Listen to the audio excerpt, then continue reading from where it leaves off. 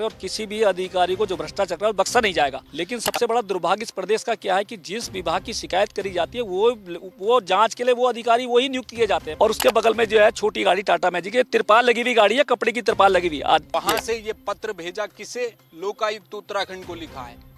अरे साहब, लोकायुक्त तो है ही नहीं उत्तराखंड। नगर बस की सीढ़ी में दिखा के इसका भी टैक्स माफ किया गया। तो कहीं ना कहीं इन्होंने इनके द्वारा भ्रष्टाचार किया। की हानि है, मैंने खुद लिखा इसमें कि राजस्व की हानि है। लेकिन इस प्रदेश में जो बाहर के अधिकारी आए हुए हैं उनको यहाँ के प्रदेश से कोई मतलब नहीं है। उन्हें तो अपना काम बनना चाहिए, चाहे इस प्रदेश को चाहे बेड़ा गर्क हो जाए। मुख्यमंत्री जो जीरो टॉलरेंस की सरकार कहती है कि जीरो टॉलरेंस की सरकार है, हम उनको बार बार बताते हैं, वहाँ से पत्र जारी होते हैं, लेकिन आगे क्या होता है उस पत्र का, उसका कोई संज्ञान नहीं लिया जाता। हमारा ये कहने का कि उसका संज्ञान लिया जाए, उसके लिए कमेटी गठित हो। जो हमारे जैसे कई लोग हैं, जो लोग ये शिकायत करते हैं, उनका निराकरण हो, जिससे कि पता लगे कि इस प्रदेश पे कहीं ना कहीं भ्रष्टाचार पे अंकुश लग सके।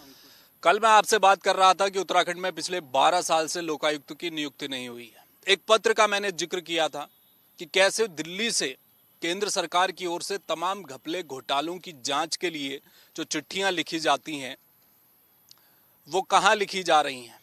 अगर लोकायुक्त होता तो मसला कुछ और होता।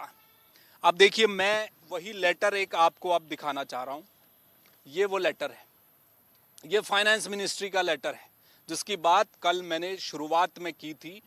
अगर आप में से कई लोगों ने अगर वो खबर नहीं देखी है तो जरा लोकायुक्त वाली एक खबर आप जय भारत टीवी पर जाकर देखिए। उसमें मैंने एक आकलन दिया था कि लोकायुक्त के न होने की वजह से क्या हो रहा है। ये फाइनेंस मिनिस्ट्री भारत सरकार का लेटर है। इस लेटर में एक भ्रष्टाचार से जुड़ा हुआ मामला है जो कि देहरादून का है। परिवहन विभाग से जुड़ा हुआ ये मसला था। इसकी शिकायत जो आरटीआई एक्टिविस्ट हैं विजयवर्धन डंडरियाल, उन्होंने दिल्ली वित्त मंत्रालय को लिखा था। वहां से ये पत्र भेजा किसे? लोकायुक्त उत्तराखंड को लिखा है। अरे साहब, लोकायुक्त तो है ही नहीं उत्तराखंड में, जांच कौन करेगा? ये पहला सबूत है जो मैं कल बात कर रहा था। अब आप देखिए, इसके अलावा ये भी इतनी जांचें हैं, ये परिवहन विभाग की जांचें हैं, इतने मामलों की शिकायत है। आप देखिए, जहां जहां मार्कर लगा हुआ है ये सब जांचें हैं और ये सारी की सारी परिवहन विभाग से संबंध कर रखती हैं। और ऐसे ही तमाम और दूसरे विभाग भी हैं। अब सवाल ये उठ रहा है कि अगर लोकायुक्त होता तो मामला कुछ और होता। ये शिकायतें वहां जाती, वहां जांच होती। अब ये मामले कौन कौन से हैं? लोकायुक्त न होने से क्या दिक्कतें आ रही हैं? दिक्कतें बड़ी हैं। लोकायुक्त नहीं है तो जो लोग शिकायत कर रहे हैं उन्हें हाईकोर्ट के चक्कर काटने पड़ रहे हैं, उन्हें मुख्यमंत्री को लेटर लिखने पड़ रहे हैं। हो कुछ नहीं रहा, दिल्ली लेटर लिखने पड़ रहे हैं कि जांच करवाइए। कौन जांच करेगा? परिवहन विभाग किसका है? उन अधिकारियों पर हाथ कौन डालेगा? स्वतंत्र जांच एजेंसी होती, लोकायुक्त होता तो ये इतने जो पुलिंदे हैं ये नहीं होते, इन पर जांच चल रही होती है। अब मैं इस मुद्दे पर बात करूंगा। विजयवर्धन डंडरियाल मेरे साथ इस वक्त हैं, आरटीआई एक्टिविस्ट हैं। कल जब मैं लोकायुक्त की खबर बना रहा था और वो जब मैंने पब्लिश की तो जय भारत टीवी को देखने के बाद इनका मेरे पास फ़ोन आया। इन्होंने कहा कि ये लोकायुक्त का मसला है, ऐसे तो कई पत्र मेरे पास हैं जो लोकायुक्त में जाने चाहिए थे मगर जांच नहीं हो रही है। विजय जी, लोकायुक्त तो है नहीं पिछले 12 साल से। आपने कहा कि एक लेटर आया दिल्ली से और लिखा है लोकायुक्त उत्तराखंड को। लोकायुक्त तो है ही नहीं उत्तराखंड में, फिर जांच कौन करेगा? देखो, हमारे प्रदेश का या तो दुर्भाग्य समझ लो कि जो भी कार्य होते हैं सबसे पहले उत्तराखंड में लागू होते हैं। चाहे वो लोकायुक्त का मामला हो, जैसे कि आपने खुद ही बताया था कि सबसे पहले पूरे हिंदुस्तान में जो है लोकायुक्त जो है सबसे पहले जो है उत्तराखंड में इसका जो है शुभारंभ हुआ है। दूसरा, परिवहन विभाग में भी जब साइट आई थी पूरे भारतवर्ष में, जब पोर्टल में हुआ था तो सबसे पहले उत्तराखंड में ही जो है परिवहन विभाग ने साइट उसको ओपन किया था, शुभारंभ किया था, जिसपे मेरे ख्याल उनको परिवहन विभाग को सारा 25 लाख रुपए का केंद्र सरकार की तरफ से मेरे ख्याल प्रशस्ति पत्र के साथ इनाम भी दिया गया था। अब ये प्रश्न ये उठता है कि मेरे द्वारा इतनी जांचें, मुख्यमंत्री को शिकायत की गई जिससे मुख्यमंत्री कार्यालय से संज्ञान लिया गया है, लेकिन सबसे बड़ा दुर्भाग्य इस प्रदेश का क्या है कि जिस विभाग की शिकायत करी जाती है वो जांच के लिए वो अधिकारी वही नियुक्त किए जाते हैं परिवहन विभाग में। तो जब परिवहन विभाग के जांच के अधिकारियों की और वही अधिकारी और उसके ऊपर से थोड़ा मतलब ये समझ लो सीनियर टीम में 1 पद है या 2 पद है, वही उसकी जाँच कर रहा है, तो कैसे जाँच संभव है? तो इसी वजह से जो है इस प्रदेश का जो है समझ लो आपने अधिकारियों के जब हौसले मतलब आप ये समझ लो बुलंद हैं, और मेरे द्वारा इतनी शिकायतें करी गई हैं थक हार के।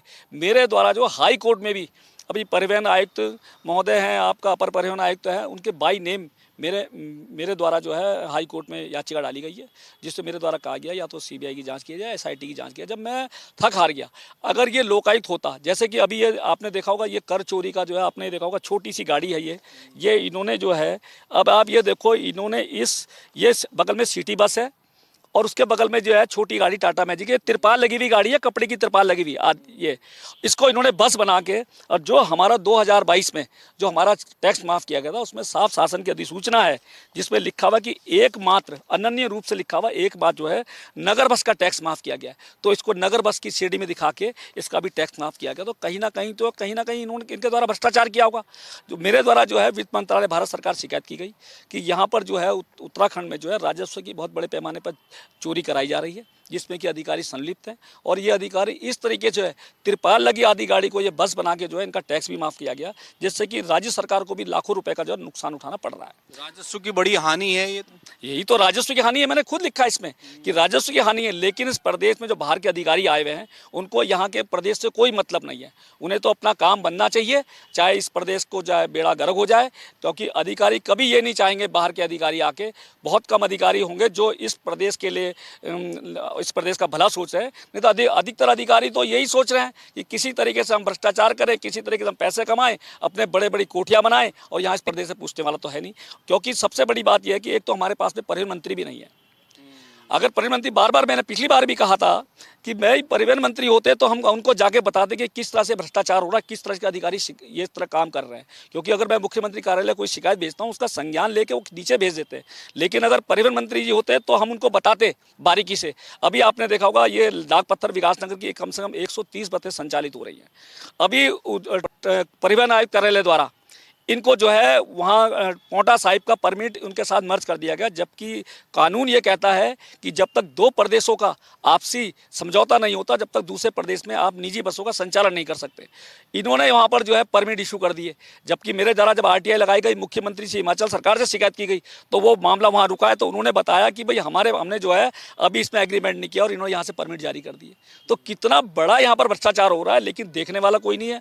हमारा सबसे पहला ये कहना है कि अगर हमने मुख्यमंत्री को इस बारे में मैं पत्र से अवगत कराऊंगा कि ये जो लोकायुक्त का पत्र आया है, इसमें या तो अभी आप विजिलेंस की जांच कराओ या एसआईटी की जांच कराओ। अगर ये जांच नहीं होती है तो मैं सुप्रीम कोर्ट हर हालत में जाऊंगा, क्योंकि ये लोकायुक्त से जुड़ा मामला और वित्त मंत्रालय भारत सरकार से आदेश आया हुआ है। तो कहीं ना कहीं इस मामले में अगर लोकायुक्त की नियुक्ति होगी तो कहीं ना कहीं जो हमने इतने पैसे हम खर्च करते हैं, कोर्टों में जाते हैं, और अधिकारियों अपने मुख्यमंत्री को जो जीरो टॉलरेंस की सरकार कहती है कि जीरो टॉलरेंस की सरकार है, हम उनको बार बार बताते हैं, वहाँ से पत्र जारी होते हैं, लेकिन आगे क्या होता है उस पत्र का, उसका कोई संज्ञान नहीं लिया जाता। हमारा ये कहने का कि उसका संज्ञान लिया जाए, उसके लिए कमेटी गठित हो, जो हमारे जैसे कई लोग हैं जो लोग ये शिकायत करते हैं उनका निराकरण हो, जिससे कि पता लगे कि इस प्रदेश में कहीं ना कहीं भ्रष्टाचार पे अंकुश लग सके। लेकिन विजय जी, एक सवाल मेरे मन में, यार आपने कहा ना मुख्यमंत्री से शिकायत करेंगे, लोकायुक्त तो है नहीं, होता तो आप वहां जाते।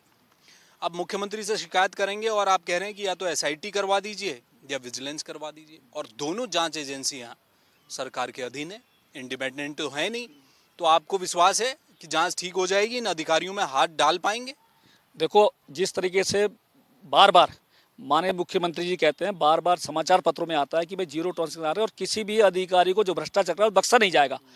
तो जब हमारी अपनी ये धारणा है कि यदि अगर सरकार कोई कार्य कह रही है और अगर प्रदेश का मुखिया कोई बात कह रहा है तो कहीं ना कहीं मुझे लगता है इसका पालन भी जरूर किया जाएगा, विश्वास किया जाना चाहिए। अगर ये विश्वास में अगर मान लो उनके आदेश के अनुसार अधिकारी खड़े नहीं उतरते तो फिर मुझे सुप्रीम कोर्ट का रास्ता तो मेरा खुला ही है, मैं वहाँ तो जाऊँगा ही फिर इस मामले को लेकर। चलिए, बहुत शुक्रिया, धन्यवाद। तो ये थे विजय वर्धन डंडरियाल। देखिए, अगर लोकायुक्त होता उत्तराखंड में, ये जो बता रहे हैं ना, इतनी शिकायतें हैं, परिवहन विभाग से जुड़ा हुआ मसला ये लेकर आए हैं, पूरा हाथ में चट्ठा लेकर आए हैं, बहुत सारी शिकायतें हैं, और यही तमाम तथ्य इन्होंने दिल्ली भेजे केंद्र सरकार को, वित्त मंत्रालय को। वित्त मंत्रालय ने देखे होंगे, तथ्यों की परख की होगी, क्रॉस चेक किया होगा, तभी तो लिखा होगा कि जाकर सीधे लोकायुक्त उत्तराखंड को के नाम लिखा हुआ है कि जाइए, पता भी लिखा है, पटेल नगर बाईपास में जो कार्यालय है लोकायुक्त के नाम कि आप इस मामले को देखिए, इसकी जांच कीजिए, क्योंकि जो तथ्य हमारे सामने आए हैं उससे हमें लग रहा है कि इस मामले में कुछ गड़बड़ है। तो लोकायुक्त अब है नहीं, होते तो जांच हो जाती। अब ऐसे कई शिकायतकर्ता, एक नहीं है, हजारों हैं। 12 साल से लोकायुक्त की नियुक्ति नहीं हुई है। अब जांच कौन करेगा? ये कह रहे हैं ना एसआईटी और विजिलेंस करा लीजिए। ये अच्छी बात है कि इस देश का, इस राज्य का कोई नागरिक जो सजग है, जो सरकार के वित्तीय नुकसान पर कैसे उसे रोका जाए उसकी कोशिश कर रहा है, वो आज भी उत्तराखंड का व्यक्ति ये बात मान रहा है कि उसको विजिलेंस पर भी भरोसा है, उसे एसआईटी पर भी भरोसा है। क्यों?